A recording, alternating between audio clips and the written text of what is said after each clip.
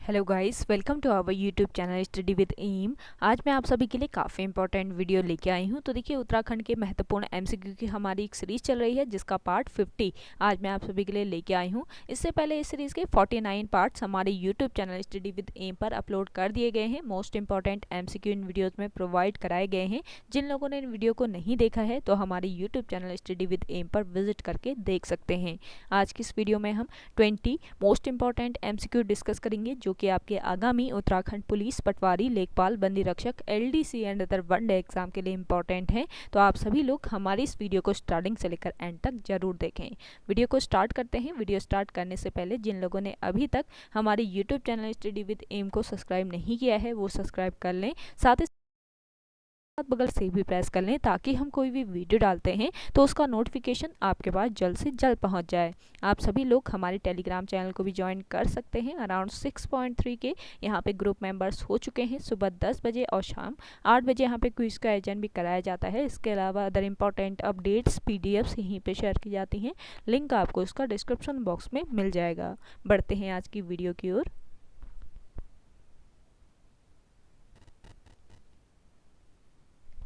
इस सीरीज का पहला क्वेश्चन है, भारतीय प्रौद्योगिक संस्थान आईआईटी रुड़की में ड्रोन रिसर्च सेंटर की स्थापना किस वर्ष की गई। मोस्ट इंपॉर्टेंट क्वेश्चन है। देखिए, भारतीय प्रौद्योगिक संस्थान आईआईटी रुड़की में ड्रोन रिसर्च सेंटर की स्थापना की गई वर्ष 2021 में। ऑप्शन 4 तो इस क्वेश्चन का करेक्ट आंसर है। देखिए, ड्रोन रिसर्च सेंटर को स्थापित करने का मुख्य उद्देश्य ड्रोन की क्षमता को बेहतर व शोध कार्यों को प्रोत्साहन करना तथा साथ ही साथ समाज के लिए इसे उपयोगी बनाना है। और भारतीय प्रौद्योगिकी संस्थान की बात करें तो भारतीय प्रौद्योगिकी संस्थान की स्थापना रुड़की में वर्ष 1887 ईस्वी में की गई थी और यह भारत और एशिया का प्रथम व सबसे पुराना इंजीनियरिंग कॉलेज है। मोस्ट इंपॉर्टेंट पॉइंट है, वर्ष 1854 ईस्वी में इसका नाम Thomson college of civil engineering रखा गया। फिर स्वतंत्रता के बाद इसके नाम में परिवर्तन करके थॉमसन कॉलेज ऑफ इंजीनियरिंग किया गया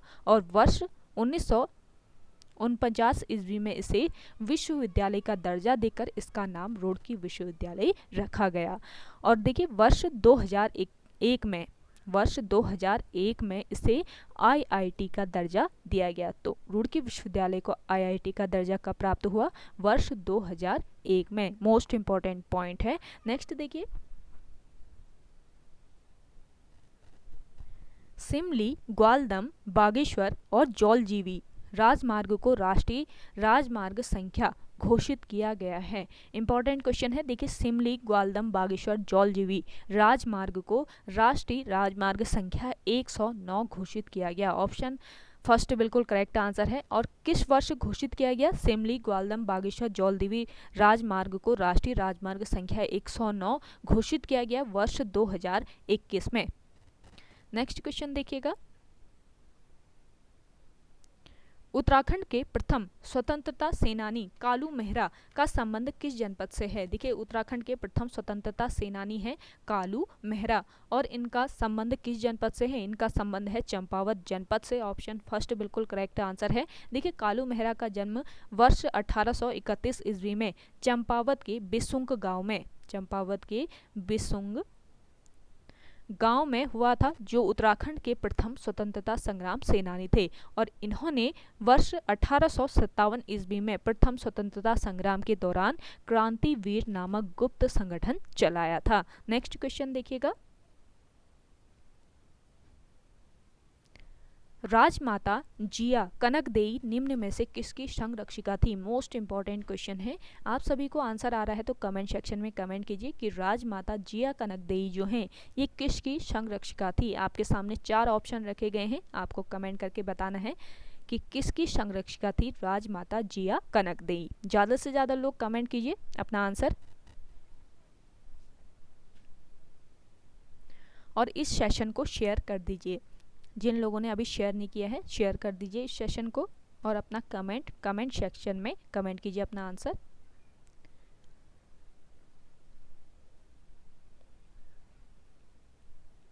तो राजमाता जिया कनकदेई जो है ये किसकी संरक्षिका थी? ये थी प्रदीप शाह की संरक्षिका। ऑप्शन थर्ड बिल्कुल राइट आंसर है। देखिए प्रदीप शाह जो है ये 51वां पंवार शासक था। प्रदीप शाह 51वां यानी 51वां पंवार शासक था। और देखिए प्रदीप शाह ने दून की राजधानी नवाद से हटाकर, दून की राजधानी नवाद में थी, तो नवाद से हटाकर कहाँ पर स्थापित की?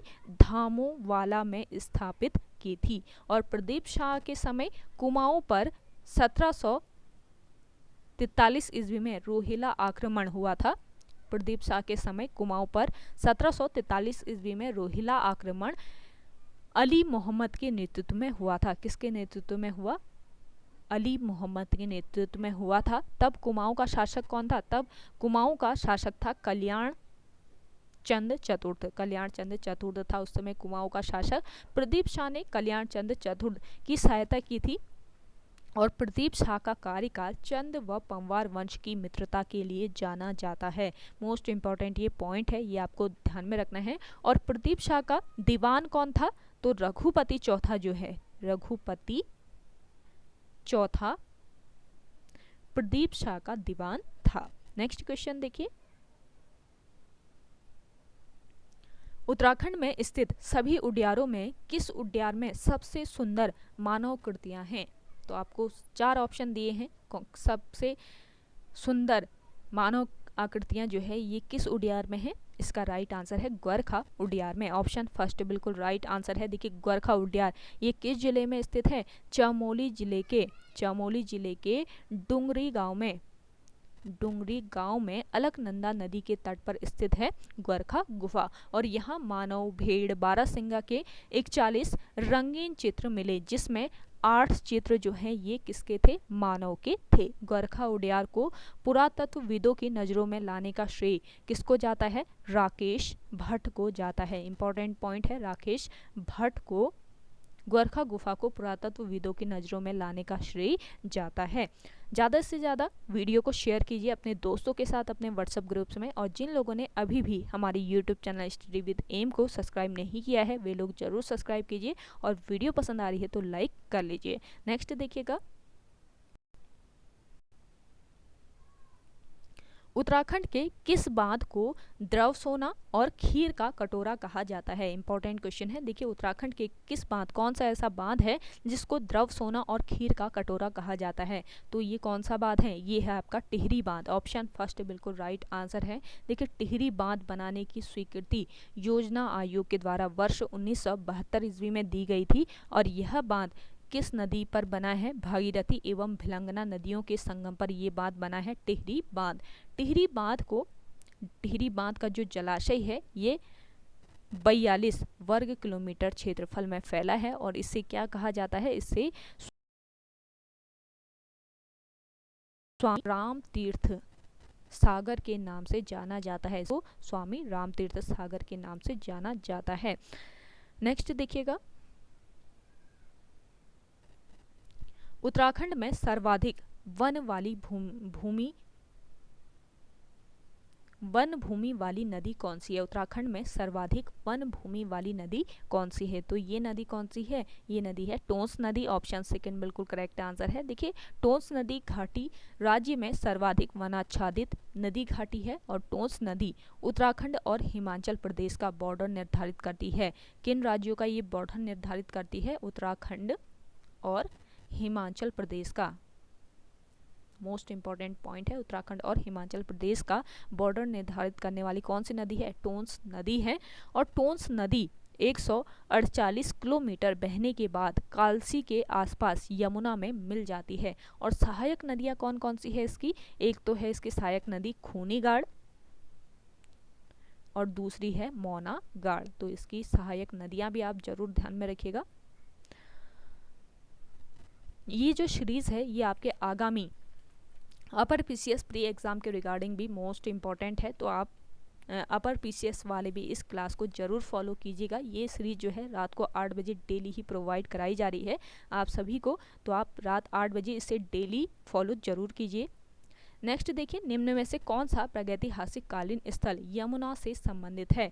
तो देखिए, कौन सा प्रागैतिहासिक कालीन स्थल है जो यमुना से संबंधित है? इसका राइट आंसर है हुडली। ऑप्शन सेकंड बिल्कुल राइट आंसर है। देखिए, हुडली जो है ये उत्तर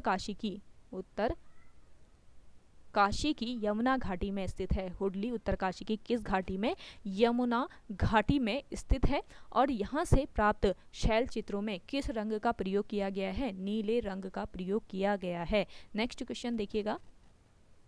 वीडियो पसंद आ रही है तो लाइक कर लीजिए। जिन लोगों ने अभी तक हमारी YouTube channel study with M को सब्सक्राइब नहीं किया है वे लोग जरूर सब्सक्राइब कीजिए और ज़्यादा से ज़्यादा शेयर कीजिएगा वीडियो को। देखिए, डेली आपको ये सीरीज़ प्रोवाइड कराई जाती है रात को 8 बजे। इसके अलावा 6:30 बजे आपको Uttarakhand police special series provide कराई जा रही है जो कि आपके आगामी सभी एग्जाम्स के लिए मोस्ट इम्पॉर्टेंट है। तो आप सभी लोग हमारी सीरीज़ एंड तक जरूर देखिएगा।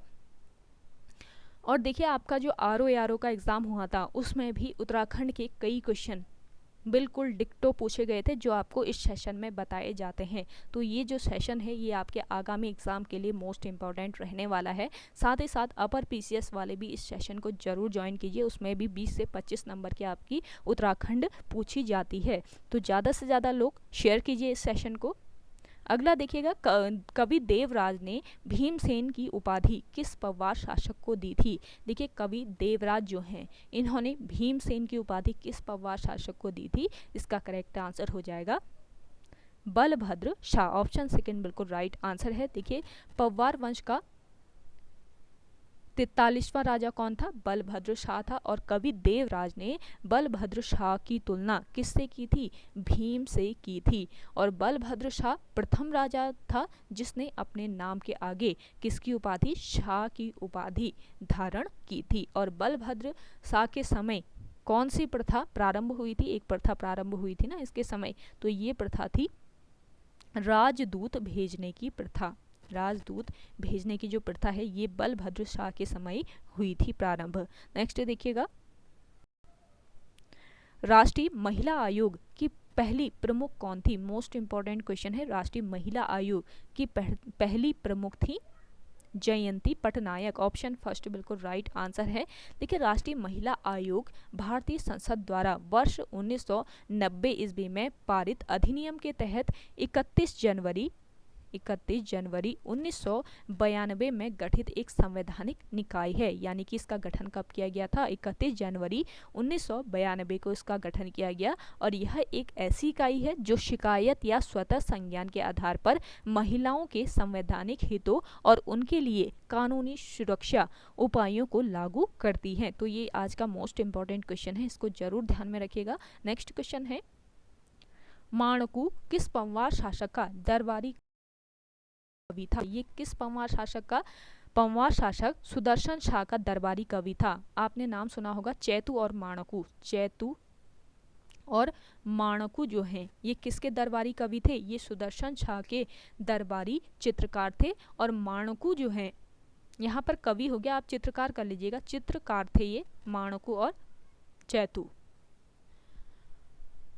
तो चैतू और माणकू चित्रकार जो हैं ये सुदर्शन शाह के दरबारी चित्रकार थे। माणकू देवलगढ़ समीप रामपुर निवासी था। ये कहाँ का निवासी था? रामपुर निवासी था माणकू। और आंख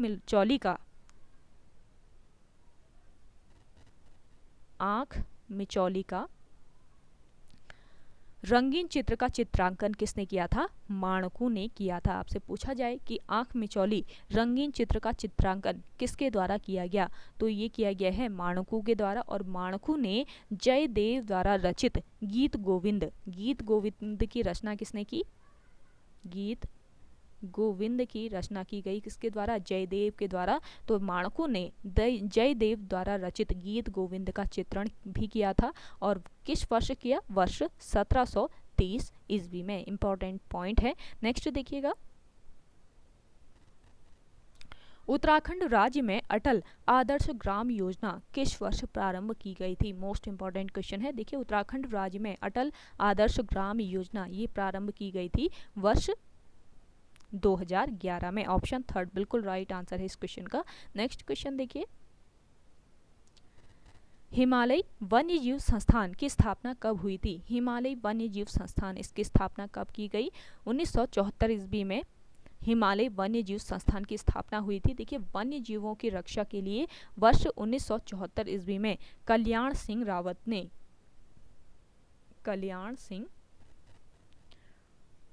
रावत ने हिमालय वन्य जीव संस्थान की स्थापना की। और जो कल्याण सिंह रावत हैं ये किस आंदोलन के प्रवर्तक थे? ये थे मैती आंदोलन के प्रवर्तक थे कल्याण सिंह रावत। और मैती आंदोलन वर्ष 1996 ईस्वी में शुरू हुआ था। मैती आंदोलन को मूर्त रूप जो है ये किस संस्थान द्वारा दिया गया था? हिमालयी वन्य जीव संस्थान द्वारा प्रदान किया गया था। मोस्ट इंपॉर्टेंट ये पॉइंट है, मैती आंदोलन को मूर्त रूप दिया गया हिमालयी वन्य जीव संस्थान के द्वारा। नेक्स्ट क्वेश्चन देखिएगा,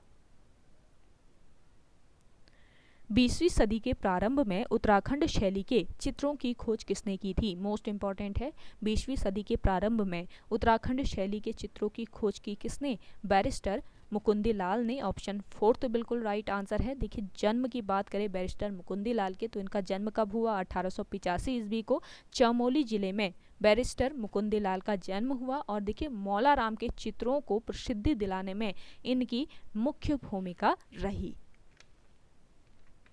और देखिए वर्ष 1922 ईस्वी में इन्होंने लैंसडाउन से तरुण कुमाऊं मासिक पत्रिका का संपादन किया। तरुण कुमाऊं पत्रिका का संपादन किसने किया? वर्ष 1922 ईस्वी में बैरिस्टर मुकुंदी लाल ने, जो कि यंग इटली के तर्ज पर था। जो आपका ये तरुण कुमाऊं है ये मेजनी के यंग इटली के तर्ज पर था। और वर्ष 1938 ईस्वी में नरेंद्र शाह ने मुकुंदी लाल को टिहरी राज्य हाई कोर्ट का न्यायाधीश नियुक्त किया था। तो ये टिहरी राज्य के हाई कोर्ट के न्यायाधीश भी नियुक्त किए गए थे। किस वर्ष? वर्ष 1938 ईस्वी में। नेक्स्ट देखिएगा, प्रेम सभा की स्थापना किसने की थी? आपके सामने 4 ऑप्शन हैं, बताइए इनमें से प्रेम सभा की स्थापना किसने की? तो प्रेम सभा की स्थापना की गई किसके द्वारा? गोविंद वल्लभ पंत जी के द्वारा। ऑप्शन फर्स्ट बिल्कुल राइट आंसर है। देखिए गोविंद वल्लभ पंत ने प्रेम सभा की स्थापना किस वर्ष की? वर्ष 1914 ईस्वी में की थी। कहाँ पर प्रेम सभा की स्थापना हुई थी? काशीपुर में वर्ष 1914 ईस्वी में गोविंद वल्लभ पंत के द्वारा प्रेम सभा की स्थापना की गई। और पंत जी ने वर्ष 1903 ईस्वी में हैप्पी क्लब की भी स्थापना की थी। हैप्पी क्लब की भी स्थापना किसने की थी? पंत जी ने ही की थी। और हैप्पी क्लब की स्थापना कहाँ पर की गई ये आप कमेंट सेक्शन में कमेंट कीजिएगा। और देखिए वर्ष 1957 ईस्वी में गोविंद वल्लभ पंत को भारत रत्न से सम्मानित किया गया। वर्ष 1945 में गोविंद वल्लभ पंत किस जेल में नजरबंद किए गए? ये आप कमेंट सेक्शन में कमेंट करेंगे कि गोविंद वल्लभ पंत को किस जेल में नज़रबंद किया गया वर्ष 1945 ईस्वी में। ये आपका आज का क्वेश्चन है, आपका कमेंट सेक्शन में इसका आंसर कमेंट कीजिएगा। अगला देखिए, उत्तरकाशी में हिमालयी संग्रहालय कब स्थापित किया गया था? देखिए हिमालय संग्रहालय कहाँ पर स्थित है? उत्तरकाशी जनपद में स्थित है। और इसकी स्थापना कब की गई उत्तरकाशी में? तो इसका राइट आंसर हो जाएगा वर्ष 1965 ईस्वी में। ऑप्शन सेकेंड इस क्वेश्चन का करेक्ट आंसर है। नेक्स्ट क्वेश्चन देखिएगा, गुरुकुल कागड़ी विश्वविद्यालय के संस्थापक कौन हैं? देखिए गुरुकुल कागड़ी विश्वविद्यालय के संस्थापक हैं स्वामी श्रद्धानंद। ऑप्शन थर्ड बिल्कुल राइट आंसर है। देखिए गुरुकुल कागड़ी विश्वविद्यालय की स्थापना कब की गई? वर्ष 1900 ईस्वी में पंजाब में गुरुकुल कांगड़ी विश्वविद्यालय की स्थापना हुई थी। और गुरुकुल कांगड़ी विश्वविद्यालय को 2 मार्च 1902 को हरिद्वार स्थानांतरित किया गया। इसकी स्थापना कहाँ पर? पंजाब में की गई थी वर्ष 1900 में। और 1902 ईस्वी को हरिद्वार में इसका स्थानांतरण किया गया गुरुकुल कांगड़ी विश्वविद्यालय का। और गुरुकुल कांगड़ी विश्वविद्यालय के संस्थापक कौन है? स्वामी श्रद्धानंद इस विश्वविद्यालय के संस्थापक हैं। और गुरुकुल कांगड़ी विश्वविद्यालय को वर्ष 1962 ईस्वी में हीरक जयंती के दिन विश्वविद्यालय का दर्जा दिया गया। किस वर्ष इसको विश्वविद्यालय का दर्जा मिला? वर्ष 1962 ईस्वी में। इंपॉर्टेंट पॉइंट है। अगला देखिएगा, उत्तरकाशी का पौराणिक नाम क्या है? उत्तरकाशी का पौराणिक नाम है सौम्यकाशी। ऑप्शन सेकंड इस क्वेश्चन का करेक्ट आंसर है। देखिए उत्तरकाशी का प्राचीन नाम की बात करें तो उसका प्राचीन नाम क्या है? प्राचीन नाम है बाड़ा हाट और पौराणिक नाम है सौम्य काशी। ये दोनों पॉइंट आपको ध्यान में रखने हैं। इसका प्राचीन नाम हो जाएगा बाड़ा हाट और पौराणिक नाम हो जाएगा क्या, सौम्य काशी। और विश्वनाथ मंदिर है यहाँ पर उत्तरकाशी में, विश्वनाथ मंदिर के कारण इसका नाम क्या पड़ा, उत्तरकाशी पड़ा था। उत्तरकाशी जनपद में पंवार वंश, उत्तरकाशी जनपद जो है ये किसके अधीन रहा, पंवार वंश के ये अधीन रहा। लेकिन वर्ष 1803 ईस्वी से लेकर 1815 ईस्वी तक ये गोरखों के अधीन भी रहा था। 1803 ईस्वी से लेकर 1815 ईस्वी तक किसके अधीन, गोरखों के अधीन रहा उत्तरकाशी। और उत्तरकाशी उत्तराखंड राज्य का सबसे उत्तरी जिला है। तो कौन सा जिला सबसे पूर्वी जिला है, कौन सा पश्चिमी जिला है, कौन सा उत्तरी है, ये सब आपको पता रहना चाहिए। जैसे आयोग क्वेश्चन पूछता है ना आपके RO के एग्जाम में, पूर्वी जिला पूछा था, तो ऐसे ही आपका उत्तरी जिला कौन सा है, उत्तरकाशी जिला है। और आपका पश्चिमी जिला कौन सा है ये भी आपको पता रहना चाहिए। तो इस हिसाब से सारे क्वेश्चन इस तरह के आपको याद में रखने हैं। और यह जिला मध्य हिमालय व उच्च हिमालय क्षेत्र में स्थित है। आपका कौन सा जिला, उत्तरकाशी जिला। नेक्स्ट देखिएगा, हिंदू विवाह अधिनियम कब पारित किया गया था, मोस्ट इंपॉर्टेंट क्वेश्चन है। देखिए हिंदू विवाह अधिनियम ये किस वर्ष पारित किया गया, वर्ष 1955 में हिंदू विवाह अधिनियम पारित किया गया। हिंदू विवाह अधिनियम भारत के संसद द्वारा सन 1955 ईस्वी में पारित एक कानून है। और इसी समय 3 अन्य महत्वपूर्ण कानून भी पारित किए गए थे। वर्ष 1955 में ही 3 अन्य महत्वपूर्ण कानून पारित किए गए थे। और कौन कौन से ये कानून पारित हुए ये आप नोट कर लीजिए। एक तो है आपका हिंदू उत्तराधिकारी अधिनियम, दूसरा है हिंदू अल्पसंख्यक तथा अभिभावक अधिनियम, और तीसरा था आपका हिंदू एडॉप्शन और भरण पोषण अधिनियम। तो ये 3 अधिनियम भी वर्ष 1955 ईस्वी में ही पारित हुए थे। और ये सभी नियम हिंदुओं के वैदिक परंपराओं को आधुनिक बनाने के उद्देश्य से लागू किए गए थे। ये सभी नियम क्यों लागू किए गए थे, हिंदुओं के वैदिक परंपराओं को आधुनिक बनाने के उद्देश्य से लागू किए गए थे। तो ये मोस्ट इंपॉर्टेंट क्वेश्चन है, आपको इसको ध्यान में रखना है। अगला देखिएगा, पुष्टि मार्ग का प्रवर्तन किसने किया था। देखिए पुष्टि मार्ग का प्रवर्तन किया किसने, वल्लभाचार्य ने। ऑप्शन फर्स्ट बिल्कुल राइट आंसर है। देखिए भक्ति के क्षेत्र में महाप्रभु श्री वल्लभाचार्य जी का साधना मार्ग पुष्टि मार्ग कहलाता है। और पुष्टि मार्ग के अनुसार सेवा कितने प्रकार की होती है, 2 प्रकार की होती है। एक होती है नाम सेवा और दूसरी होती है स्वरूप सेवा। ये ध्यान रखिए, 2 प्रकार की सेवा होती है पुष्टि मार्ग के अकॉर्डिंग। और वल्लभाचार्य द्वारा प्रतिपादित शुद्धाद्वैतवाद, वल्लभाचार्य के द्वारा प्रतिपादित किया गया था शुद्धाद्वैतवाद। तो वल्लभाचार्य द्वारा प्रतिपादित शुद्धाद्वैतवाद दर्शन के भक्ति मार्ग को क्या कहा जाता है, पुष्टि मार्ग कहा जाता है। तो ये मोस्ट इंपॉर्टेंट क्वेश्चन है। तो ओके गाइस, आज की वीडियो में इतना ही। आई होप आपको वीडियो पसंद आई होगी। अगर आज की ये सीरीज़ आपको पसंद आती है तो वीडियो को लाइक कीजिए और शेयर कीजिए। जिन लोगों ने अभी तक हमारे YouTube channel study with M को सब्सक्राइब नहीं किया है वे लोग जरूर सब्सक्राइब कीजिए। चलिए मिलते हैं एक नए इंटरेस्टिंग वीडियोज़ के साथ, तब तक के लिए धन्यवाद।